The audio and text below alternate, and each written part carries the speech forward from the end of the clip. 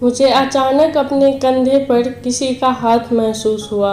मैंने जब आँख खोला तो सामने अबू बटाट खड़ा था। उसकी आंखें चमक रही थी और होठों पर तिरछी मुस्कान थी। मेरा चेहरा उसकी पिस्तौल के ठीक सामने था। मैं चट्टान की तरह शांत बैठी थी और फिर से आंखें बंद कर ली और दुआ मांगने लगी। उसने मेरी कंधे पर फिर से हाथ रखा और उसका हाथ मेरे गर्दन से नीचे आकर मेरे चेस्ट पर रुक गया।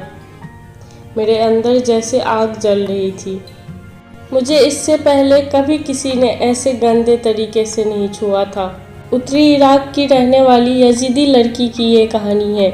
यजीदी धर्म के लोग कभी धर्म परिवर्तन नहीं करते हैं। उनका मानना होता है कि जो लोग एक बार ये धर्म छोड़ दिया उसे कभी मोक्ष नहीं मिलता है। इराक में एक जगह है सिंजा के पास ही एक कोचू गाँव है जहाँ एक यजीदी फैमिली रहा करते थे। तो आज की कहानी है यजीदी फैमिली की बहादुर बेटी नादिया मुराद की। नादिया कुल 11 भाई बहन थे।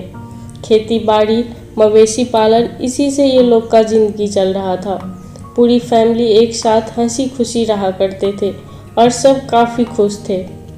लेकिन तभी 2014 में ISIS ने पूरे इराक पर कब्जा कर लिया।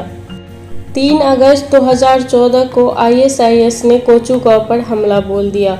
लेकिन इराकी फोर्स पूरे गांव वालों को आश्वासन देते थे कि आपको डरने की ज़रूरत नहीं है, हम आपके साथ हैं।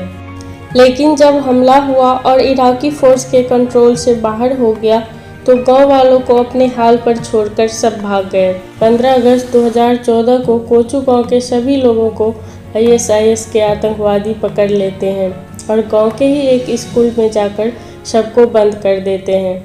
इस 2 मंजिले स्कूल में एक फ्लोर पर महिला और बच्चों को रखा गया था और दूसरे फ्लोर पर पुरुषों को बंद कर दिया गया था। इसके बाद आतंकवादी पुरुषों को धमकी देते हैं कि वो इस्लाम कबूल कर ले और जो नहीं करेगा वो मारा जाएगा। लेकिन यजीदियों को पता था कि अगर वो कबूल कर भी लेते हैं तब भी सब मारे जाएंगे, इसलिए किसी ने भी इस्लाम कबूल नहीं किया। कुछ देर के बाद नादिया, जो कि दूसरे फ्लोर पर बंद थी बाकी औरतों के साथ, उसे लगातार गोलियां चलने की आवाज़ सुनाई देती है। लेकिन उस सब को पता नहीं चल रहा था कि क्या हो रहा है, क्योंकि सारे खिड़की दरवाजे बंद थे। थोड़ी देर बाद महिला वाले कमरे में भी दरवाज़ा खुलता है और कुछ लोग अंदर आते हैं और महिलाओं को 3 कैटेगरी में डिवाइड करते हैं। बुजुर्ग महिला को एक अलग कैटेगरी में रखते हैं, यंग महिला को एक अलग कैटेगरी में और छोटे बच्चों को एक अलग कैटेगरी में रखते हैं। फिर उसके बाद बुजुर्ग महिलाओं को वो लोग बाहर लेके जाते हैं। उन बुजुर्ग महिलाओं में नादिया की माँ भी थी। कुछ ही देर बाद फिर से बाहर से गोलियों की आवाज़ आती है। जो बचे थे उन सबको समझ में आ गया था कि बुजुर्ग और सारे पुरुषों को मार दिया गया है। नादिया के माँ बाप भाई सब मारे जा चुके थे। सारे लड़कियों और बच्चों को एक बस में डाला जाता है और बस सीधा मौसूल पहुंचती है, जहां ISIS ने सबसे ज़्यादा कहर ढहा था। वहां सभी लड़कियों को एक बड़े से बिल्डिंग में ले जाया जाता है, जो कि ISIS का कोर्ट था। वहां ले जाने के बाद सबकी तस्वीर खींची जाती है। वहां पर नादिया ने देखा दीवारों पर हजारों लड़कियों की तस्वीर लगी थी और सब तस्वीर पर एक फ़ोन नंबर लिखा हुआ था। वो फ़ोन नंबर उसका था जिसको ये लड़कियां बेच दी गई थी या सौंप दी गई थी। इसी तरह से नादिया के साथ जो 3000 लड़कियां आई थी, सबको किसी न किसी को सौंप दिया जाता है। नादिया को भी एक आदमी को सौंप दिया जाता है, लेकिन वो उसे रखने के बजाय अपने एक बॉस को तोहफे के तौर पर दे देता है। उस रात नादिया को एहसास हुआ कि वो किस जहन्नुम में आई है। पूरी रात उसके साथ हैवानियत किया गया, उसे नोचा गया, मारा पीटा गया। कुछ दिनों तक ऐसे ही चलता रहा। नादिया ने फिर वहाँ से भागने की कोशिश की, लेकिन थोड़ी ही देर में वो पकड़ी गई। फिर उसे कोर्ट ले जाया गया। वहाँ पर उसे सज़ा मिली। पहले तो उसे मारा जाए, फिर 6 सिक्योरिटी गार्ड के हवाले कर दिया जाए। पहले उसे मारा पीटा गया और इसके बाद 6 सिक्योरिटी गार्ड के हवाले उसे सौंप दिया गया। वो सिक्योरिटी गार्ड जो चाहे उसके साथ कर सकते थे और वही हुआ। सबने बारी बारी से उसके साथ दरिंदगी की। फिर उसे दूसरे ISIS के आतंकवादी के हवाले कर दिया गया, यानी कि बेच दिया गया।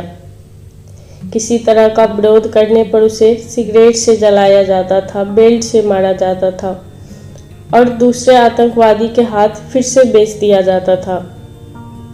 नादिया के साथ जो उसके गांव से 3000 लड़कियां आई थी, सबके साथ यही हो रहा था।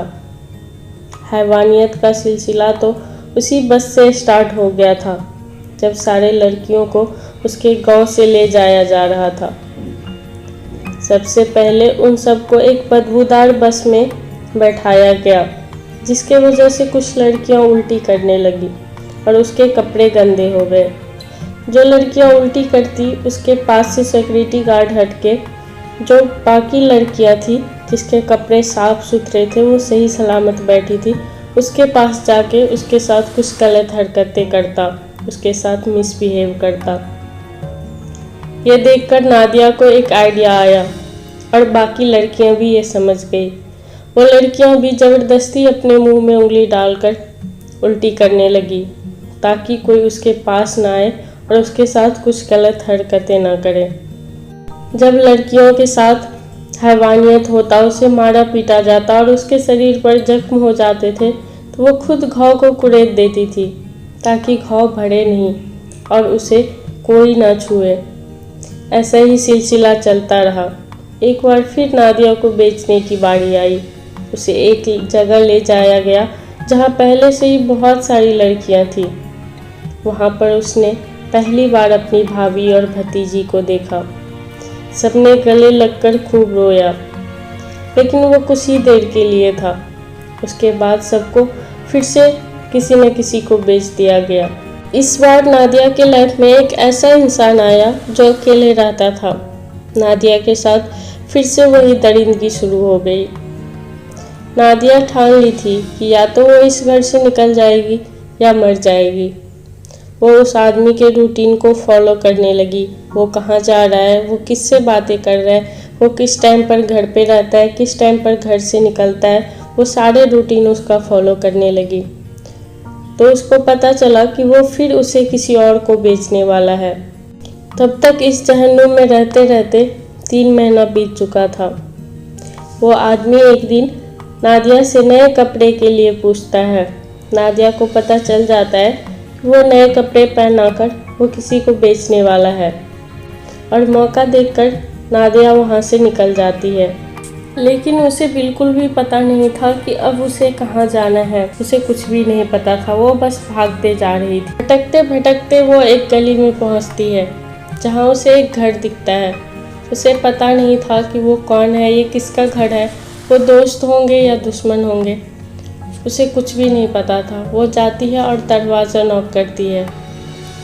दरवाज़ा जैसे ही खुलता है वो दौड़कर अंदर जाती है और ऊपर वाला का वास्ता देकर बचाने की गुहार लगाती है। नादिया का किस्मत शायद उस दिन अच्छा था। वो एक मुस्लिम फैमिली था जो ISIS के खिलाफ था। नादिया उसे पूरा कहानी बता देती है कि उसके साथ क्या क्या हुआ है। उधर ISIS के आतंकवादी नादिया को ढूंढने में पूरी जी जान लगा देते हैं। उस मुस्लिम फैमिली को अच्छे से पता था अगर ISIS को पता चल गया कि इस यजीदी लड़की को हमने शरण दिया है तो उसका क्या हाल करेंगे। उस लड़की के साथ साथ वो उसके पूरे फैमिली को मार डालेगा। फिर भी वो नादिया का साथ देते हैं। फिर उन लोगों ने नादिया का एक फेक ID कार्ड बनवाते हैं और पूरा पता लगाते हैं कि कौन सा चेक पोस्ट आएगा और कहाँ से उनको नादिया को कहाँ पे छोड़ना है।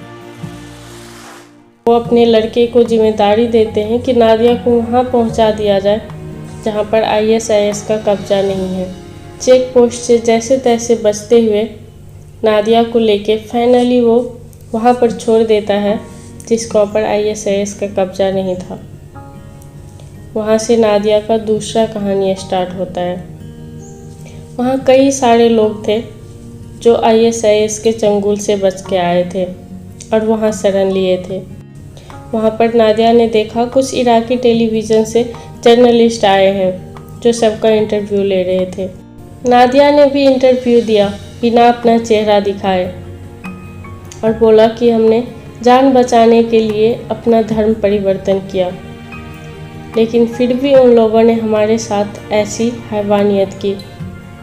जर्नलिस्ट ने नादिया के साथ धोखा किया और उसने पूरे नाम पता के साथ यह इंटरव्यू को छाप दिया। यह न्यूज़ जब यजीदियों के पास आया तो सब नादिया के खिलाफ हो गए, क्योंकि उनमें ऐसा होता है कि धर्म परिवर्तन नहीं कर सकते। लेकिन काफ़ी समझाने के बाद और बातचीत के बाद यजीदी के कुछ बुजुर्ग लोग मान गए कि नादिया ने अपना जान बचाने के लिए ऐसा किया था, और उसके बाद उन सब ने नादिया को माफ़ कर दिया। वो काफ़ी दिनों तक बाकी शरणार्थियों के साथ उसी कैंप में रही। नादिया के साथ साथ जो वहाँ पर 3000 लड़कियाँ और फंसी हुई थी, वो बार बार सबसे मदद का गुहार लगाती कि उन लड़कियों को भी बचाया जाए, लेकिन किसी ने भी नादिया का साथ नहीं दिया। एक दिन जर्मनी से एक NGO 1000 शरणार्थियों को ले जाने के लिए आया, जिसमें एक नादिया भी थी। वो पहली बार वहाँ से निकलकर जर्मनी पहुँचती है। वहाँ पर उसने कुछ दोस्त बनाए और फिर उससे ISIS में फंसे उसके गांव के बाकी लड़कियों को बचाने की बात की। नादिया बोली कि मैं अपने लोगों को बचाने के लिए कुछ भी कर सकती हूँ, चाहे कोई मदद करे या ना करे। वो बिना डरे बिना सहमे जगह जगह जाती और उसके साथ 3 महीने तक जो हैवानियत हुआ था सबको अपना किस्सा सुनाती थी।